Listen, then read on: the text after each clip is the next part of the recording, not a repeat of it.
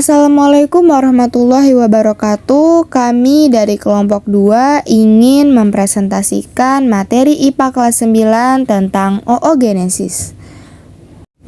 Sebelum kami mempresentasikan tentang materi ini, di sini sudah ada beberapa agenda. Yang pertama, pendahuluan, yang kedua, pengertian dan penjelasan oogenesis, yang ketiga, ada sesi tanya jawab, dan yang keempat, ada penutup. Pada saat baru lahir, anak perempuan sudah memiliki bakal sel ovum atau dengan nama lainnya adalah sel primordial sebanyak 200.000 hingga 2 juta sel. Namun, hanya sekitar 40.000 yang tersisa saat anak perempuan masuk masa pubertas dan hanya 400 yang akan matang atau berkembang dengan sempurna. Apa itu oogenesis? Oogenesis adalah penciptaan ovum atau sel telur yang merupakan proses dari bentuk betina gametogenesis yang setara dengan jantan yakni spermatogenesis. Oogenesis berlangsung melibatkan perkembangan berbagai tahap reproduksi telur sel betina yang belum matang. Nah, di sini saya ingin menjelaskan tentang gametogenesis. Apa itu gametogenesis? Gametogenesis didefinisikan sebagai proses pembentukan dan perkembangan sel sperma dan sel telur agar bisa membentuk individu baru atau janin.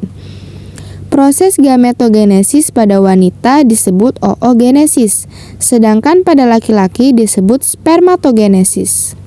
Di sini saya ingin menjelaskan tentang perbedaan oogenesis dengan spermatogenesis. Apa sih perbedaan oogenesis dengan spermatogenesis?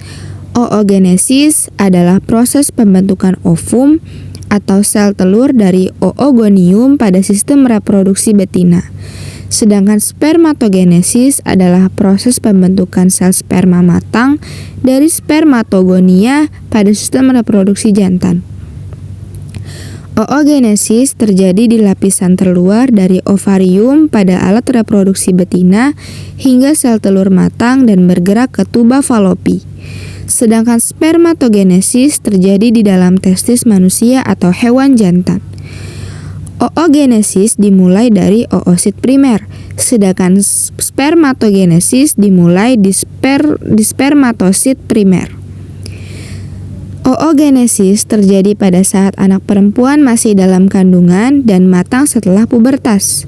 Sedangkan spermatogenesis terjadi ketika anak laki-laki mengalami masa pubertas. Ciri-ciri oogenesis. Proses oogenesis sendiri mempunyai ciri-ciri sebagai berikut. Yang pertama, menghasilkan satu sel fungsional. Yang kedua, meiosis atau pembelahan reduksi terjadi secara asimetris. Yang ketiga, proses pembentukan terjadi hanya sekali dalam sebulan. Yang keempat, ukuran sel lebih besar dari sel sperma. Satu sel telur yang matang diovulasikan atau dikeluarkan dari ovarium selama siklus reproduksi atau siklus menstruasi perempuan. Di dalam ovarium terdapat folikel yang berukuran kecil dengan calon bakal sel telur di dalamnya, atau yang disebut dengan folikel primordial. Yang pertama, folikel dan bakal sel telur tersebut berkembang semakin besar menjadi folikel primer. Kedua, kemudian berkembang menjadi folikel sekunder dan pada akhirnya menjadi folikel matang. Fase-fase oogenesis itu terbagi menjadi 3 fase. Di sini yang pertama ada fase pembelahan dan penggandaan. Fase pertama dalam proses oogenesis dimulai dengan fase mitosis dan meiosis. Mitosis merupakan proses pembelahan sel yang menghasilkan 2 gamet identik. Sedangkan meiosis adalah pembelahan sel yang menghasilkan 4 gamet dan masing-masingnya memiliki jumlah kromosom setengah dari sel induk. Fase yang kedua yaitu fase perkembangan. Pada fase ini terjadi pembelahan sel telur pertama, yang kemudian terjadi perkembangan sitoplasma atau bagian sel yang tidak seimbang. Karenanya, ada satu oosit yang punya banyak sitoplasma, ada pula yang tidak memilikinya. Oosit yang memiliki banyak sitoplasma berukuran lebih besar daripada yang tidak. Oosit yang ukurannya lebih kecil ini disebut dengan badan polar pertama. Fase yang ketiga ada fase pematangan. Kemudian, oosit sekunder dengan ukuran lebih besar akan mengalami pembelahan sel telur kedua yang menghasilkan ootit. Badan polar pertama juga akan membelah menjadi dua badan polar kedua. Lalu, ootit ini akan berkembang menjadi sel telur apabila bertemu dengan spermatozoa alias sel sperma. Maka bisa dikatakan bahwa ovulasi akan terjadi ketika oosit telah mencapai tahap perkembangan ootit. Setelah pembuahan, maka ootit sudah melewati tahap akhir pematangan dan menjadi sel telur.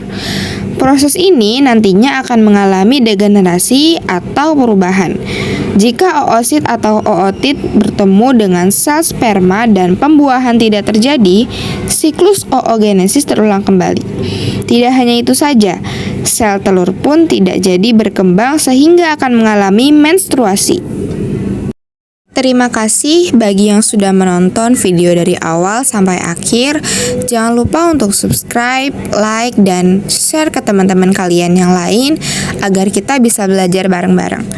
Terima kasih, semoga bermanfaat. Assalamualaikum warahmatullahi wabarakatuh.